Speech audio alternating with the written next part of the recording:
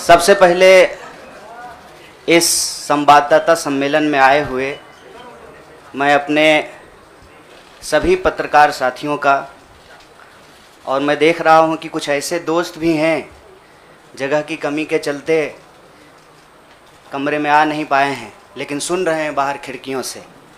मैं आप सबका स्वागत करता हूं और मंच पर उपस्थित एआईसीसी ऑर्गेनाइजेशन के जनरल सेक्रेटरी वेणु जी, जनरल सेक्रेटरी सुरजेवाला जी, एससी डिपार्टमेंट के चेयरमैन नितिन राउत जी, बिहार के प्रभारी भक्त चरण दास जी, बिहार के अध्यक्ष मदन मोहन झा जी और कांग्रेस पार्टी के ट्रेजरर पवन बंसल जी, हमारे युवा साथी और गुजरात कांग्रेस के वर्किंग प्रेसिडेंट भाई हार्दिक पटेल जी, और हमारे आंदोलन में कदम से कदम मिलाकर हर घड़ी हमारा साथ देने वाले हमारे साथी बडगाम से निर्दलीय विधायक साथी जिग्नेश मेवानी जी, मैं आप सबका आभार व्यक्त करता हूं। और मैं अपने पत्रकार साथियों से कुछ चीज़ों को लेकर मुखातिब हूं। उससे पहले आज ये एक ऐतिहासिक दिन है। आज शहीद आज़म भगत सिंह की जयंती है। लोग शहीद होते हैं, भगत सिंह शहीद आज़म हैं। शहीद आज़म इसलिए हैं कि आज हम लोग जहां माल्यार्पण करने के लिए गए थे, शहीद पार्क, वो शहीद पार्क एक ऐतिहासिक पार्क है। वो हिस्सा है फिरोज शाह कोटला फोर्ट का, जहां पर चंद्रशेखर आज़ाद जी की अध्यक्षता में हिंदुस्तान रिपब्लिकन आर्मी की गुप्त मीटिंग हो रही थी। अंग्रेज़ों के ज़माने में क्रांतिकारी छुपकर मीटिंग किया करते थे। नौजवान तरुण भगत सिंह एक प्रपोजल लेकर के आए कि हिंदुस्तान रिपब्लिकन आर्मी का नाम अब हिंदुस्तान सोशलिस्ट रिपब्लिकन आर्मी होना चाहिए। यह ऐतिहासिक क्षण, वो ऐतिहासिक भूमि और हमारे युवाओं के आइकन शहीद आज़म भगत सिंह को हम अपना नमन प्रस्तुत करते हैं। आज एक दुखद घटना भी हमारे ज़िले में हुई है। वज्रपात के चलते 2 बच्चियों का निधन हो गया है। मैं इस मंच से उनके प्रति शोक व्यक्त करता हूं और उनके परिवार के प्रति अपनी संवेदना व्यक्त करता हूं। दोस्तों, मुझे लगता है कि बहुत कुछ कहने की ज़रूरत नहीं है। आजकल सूचना क्रांति के इस दौर में हमसे ज़्यादा मालूम हमारे पत्रकार साथियों को होता है।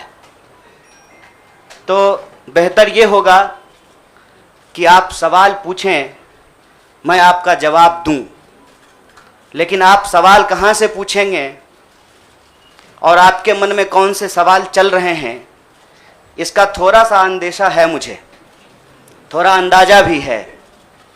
सबसे पहले मैं आपको बधाई देना चाहता हूं कि आपने पत्रकारिता की उस मिसाल को जिंदा रखा है कि कम से कम विपक्ष से तो सवाल करते हैं ना, ताकि इस देश को याद रहे कि पत्रकारों का काम है सवाल पूछना। तो मैं आपके हर सवाल का जवाब दूंगा। जितना सवाल आप पूछना चाहते हैं पूछिएगा, बारी बारी से पूछिएगा, सारे सवालों का जवाब दूंगा। बस एक सवाल का जवाब जो मुझे लगता है कि आप सबके मन में होगा कि आप कांग्रेस पार्टी क्यों ज्वाइन किए हैं, उस सवाल का जवाब दे करके मैं हमारे जो अध्यक्ष हैं उनकी तरफ मुखातिब होऊंगा, माइक उनको समर्पित करूंगा।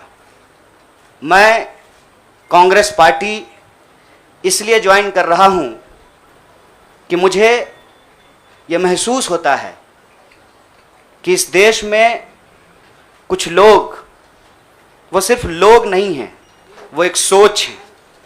वो इस देश की सत्ता पे ना सिर्फ काबिज हुए हैं, इस देश की चिंतन परंपरा, संस्कृति, इसका मूल्य, इसका इतिहास, इसका वर्तमान और इसका भविष्य खराब करने की कोशिश कर रहे हैं। वो जो सोच है, उस सोच के बारे में आप अपने आप समझ जाएंगे, क्योंकि कहीं मैंने पढ़ा था कि आप अपने दुश्मन का चुनाव कीजिए, अपने विपक्ष का चुनाव कीजिए, दोस्त अपने आप बन जाएंगे। तो हमने ये चुनाव किया है। हम इस देश की सबसे पुरानी पार्टी, सबसे लोकतांत्रिक पार्टी, मैं जोर दे करके बोल रहा हूं लोकतांत्रिक पार्टी, ताकि आप लोग परिवारवाद पे सवाल जरूर कीजिएगा। लोकतांत्रिक पार्टी में हम इसलिए शामिल होना चाहते हैं कि हमको लगता है, और सिर्फ हमको नहीं लगता है, इस देश के लाखों करोड़ों नौजवानों को यह लगने लगा है कि अगर कांग्रेस नहीं बचा तो देश नहीं बचेगा। और यह बात मैं आपको स्पष्ट कर देता हूं, देश में प्रधानमंत्री अब भी हैं, देश में प्रधानमंत्री इससे पहले भी थे, देश में आगे भी प्रधानमंत्री होते रहेंगे। लेकिन आज जब हम लोग श्री राहुल गांधी जी के उपस्थिति में फॉर्मली कांग्रेस पार्टी का फॉर्म भर रहे थे, तो साथी जिग्नेश ने संविधान की कॉपी दी और हमने उनको भगत सिंह, गांधी और अंबेडकर की तस्वीर प्रस्तुत किया, क्योंकि हमारा यह मानना है कि आज इस देश को भगत सिंह की वीरता की जरूरत है, भगत सिंह के साहस की जरूरत है। आज इस देश को अंबेडकर की समानता की जरूरत है, और आज इस देश को गांधी की एकता की जरूरत है। गांधी जब कहते हैं रघुपति राघव राजा राम, पतित पावन सीताराम, ईश्वर अल्लाह तेरो नाम, सबको सन्मति दे भगवान, ये गांधी की एकता है। जब अंबेडकर कहते हैं कि किसी भी समाज का मूल्यांकन वहां महिलाओं की क्या स्थिति है इस बात से होगा, तब वो समानता की वकालत कर रहे होते हैं। मैं नहीं मानता हूं कि डॉक्टर बाबा साहब भीमराव अंबेडकर किसी एक समुदाय के नेता थे।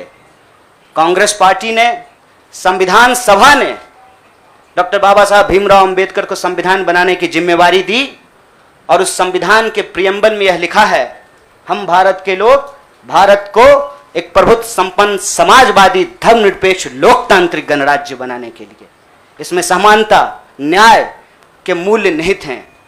और जब भगत सिंह कहते हैं कि आप व्यक्ति को कुचल सकते हैं, विचारों को नहीं, आप बम और पिस्तौल से कभी इनकलाब नहीं ला सकते हैं, उस साहस की जरूरत है हमको। मुझे नहीं लगता है, मेरे बहुत सारे राजनीतिक दोस्तों को यह लगता है। मुझे लगता है कि यह देश 47 से पहले वाली स्थिति में चली गई है, लेकिन जिनको लड़ना है उनके पॉलिटिकल इमेजिनेशन में आज भी हर कोई अपना अपना शोरूम बचाने के चक्कर में है। रे भाई, मॉल में आग लग गया है, दुकान बचाओगे? बस्ती में जब आग लग जाती है ना, बेडरूम की चिंता नहीं करनी चाहिए। आज हम इस मुहाने पे खड़े हैं कि इस देश के भीतर भारतीय होने की जो पहचान है, जिसमें बुद्ध निहित हैं, जिसमें कबीर निहित हैं, जिसमें नानक निहित हैं, जिसमें हर बार हर दौर में सत्ता से सवाल पूछने का साहस होता है, उस भारतीय चिंतन परंपरा को बचाने की जरूरत है। इसीलिए हम कांग्रेस पार्टी में शामिल हुए हैं कि कांग्रेस पार्टी वो पार्टी है जो गांधी की विरासत को लेकर के आगे चलेगा। कांग्रेस पार्टी वो पार्टी है जो सरोजनी नायडू के विचारों को लेकर के चलेगा। कांग्रेस पार्टी वो पार्टी है जो अंबेडकर, नेहरू, अशफाक उल्लाह खान, शहीद आजम भगत सिंह और मौलाना अबुल कलाम आज़ाद के रास्तों पे चलेगा। हम जब भी समानता और बराबरी की बात करते हैं, यह कुछ व्यक्तियों तक सीमित नहीं है, यह भारतीय होने का इतिहास है। और इस भारतीय होने के इतिहास को अपने आप में यदि कोई समेटे हुए है तो देश की सबसे पुरानी पार्टी है। और जो लोग कह रहे हैं विपक्ष कमजोर हो गया है, यह सिर्फ विपक्ष के लिए चिंता की बात नहीं है। यह मैं नहीं कह रहा हूं, कोई शास्त्र, कोई किताब उठा करके देख लीजिए।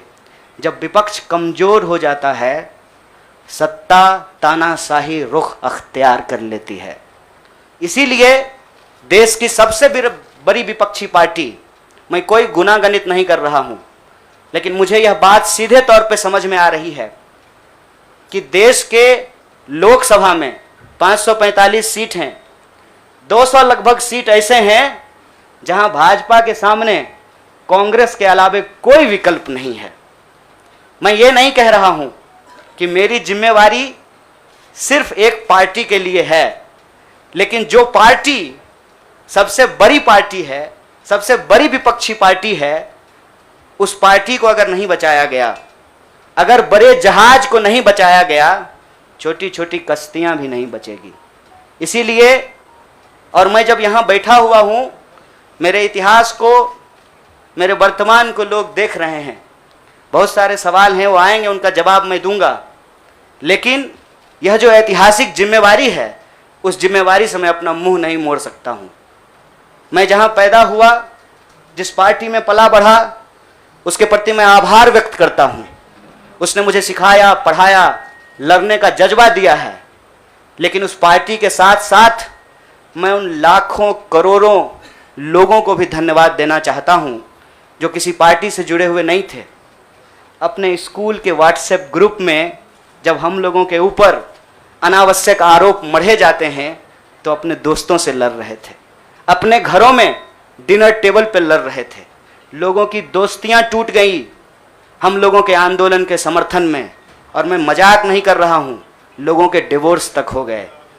ये जो देश में एक वैचारिक संघर्ष छिड़ा है, उस वैचारिक संघर्ष को कांग्रेस पार्टी ही नेतृत्व दे सकती है, यह हमारा भरोसा है। और मैं ये उम्मीद करता हूं कि हमारे देश के जो लाखों करोड़ों नौजवान आपके माध्यम से सुन रहे हैं, उनसे भी मैं आग्रह कहता हूं, दीवार पर बैठकर टुकुर टुकुर मुंह ताकने का वक्त नहीं है। ये अर्जेंसी का टाइम है, और इस अर्जेंसी के टाइम पे दीवार पे बैठ करके दायां जाएं कि बायां जाएं, ये मत सोचिए। जब आप जंग में होते हैं तो आपके पास जो अवेलेबल चीजें होती हैं, आप उससे मुकाबला करने की कोशिश करते हैं। कांग्रेस पार्टी एक बड़ी जहाज है। अगर कांग्रेस पार्टी बचेगी तो हमारा मानना है इस देश के लाखों करोड़ों नौजवानों की आकांक्षाएं बचेंगी, गांधी की मीमांसा बचेगी, भगत सिंह के सपनों का भारत बचेगा, और डॉक्टर बाबा साहब भीमराव अंबेडकर की समानता का भारत का निर्माण संभव हो पाएगा। इसी आशा और उम्मीद के साथ मैं इस पार्टी से जुड़ा हूं, और मुझे पूरा भरोसा है कि कांग्रेस पार्टी जो अपने आप को एक लोकतांत्रिक पार्टी कहती है, आज़ादी के साथ, अपनी पूरी मुखरता के साथ सत्ता से सवाल पूछना और लोगों के हक के लिए लड़ना भिड़ना संघर्ष करने में हमारे साथी रहेंगे, हमारे सहयोगी रहेंगे। और ये परिवार संघ परिवार नहीं, वो क्या परिवार जो परिवार छोड़कर परिवार बनाना पड़े, वो परिवार जो आपको परिवार छोड़ने के लिए नहीं कहता है, कहता है कि अपने परिवार में रहिए। अरे महात्मा गांधी कस्तूरबा गांधी को लेकर के अंग्रेजों से लड़ गए, बताइए इनको अपना घर छोड़ना पड़ा। कोई जरूरी है क्या? घर परिवार के साथ रहना है। डॉक्टर बाबा साहब भीमराव अंबेडकर भी अपने परिवार के साथ रहते थे। आप जितने बड़े लोग हैं उनका इतिहास उठा करके देख लीजिए, सब लोग अपने परिवार के साथ रहते थे। वो परिवार छोड़ करके बनने वाला परिवार नहीं। न्याय, बराबरी और संघर्ष के लिए इस परिवार में मैं शामिल हुआ हूं। सभी सदस्यों के प्रति, देश के अंदर फैले हुए लाखों करोड़ों कार्यकर्ताओं को अपना आभार व्यक्त करता हूं। बहुत बहुत शुक्रिया, बहुत बहुत धन्यवाद।